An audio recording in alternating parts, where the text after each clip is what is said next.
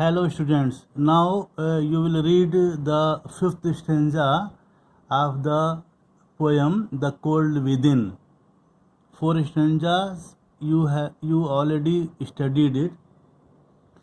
In number fifth, the poet says, the rich man just sat back and thought of the wealth he had in store and how to keep what he had earned from the lazy, shiftless poor. The rich man among them, a white man, sat in front of the fire and thought about the amount of wealth he had. He was thinking of keeping his wealth and how to keep what he had earned. He was thinking about his wealth. He was thinking of keeping his wealth from the lazy and ambitionless poor. And he refused to throw the firewood in his hand into the fire. Means the rich man continued to sit back and think of the money he had and how he could save it from the lazy poor. Actually, he did not want to help the lazy poor. He did not want to give anything to the undeserving poor. Thus, he showed his greed and stinginess. He did not have any intention to put his log into the dying fire. Now next, number 6. The black man's face bespoke revenge as the fire passed from his sight. From all he saw in his stick of wood was a chance to spite the white. The face of the black man sitting near the fire wore an expression full of revenge. And he threw fierce glances at all the white men sitting around the fire. He found that keeping the firewood in his hands and not throwing it into the fire was the best way to hurt and make them suffer. He wanted to make them suffer to the white man.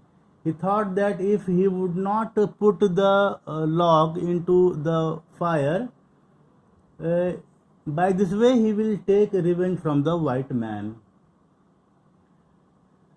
So he thought that he will not throw the wood into the fire. It would be the best way to hurt and make them suffer. He was thrilled at the thought and stared at them again. The last man of this forlorn group did not accept for gain. Giving only to those who gave was how he played the game. The sixth one was a white man in this lonely and abandoned group. The last man means the sixth man was a white man in this lonely and abandoned group. By nature, he did things for others only if there was any gain for him.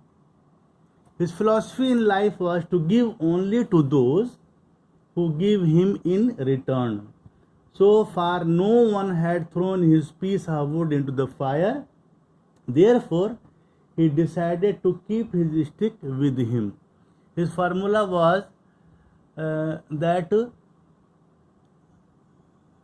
as he has the lack of generosity, as no one else had given his stick, he would also keep his stick with him.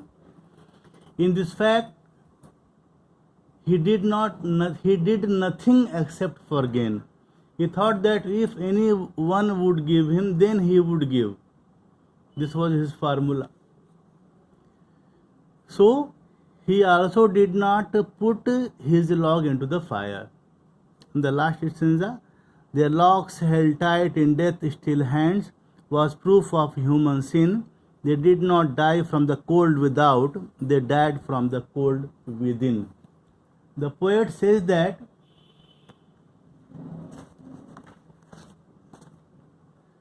all six of them played the mind game well and kept their log safe in their hands.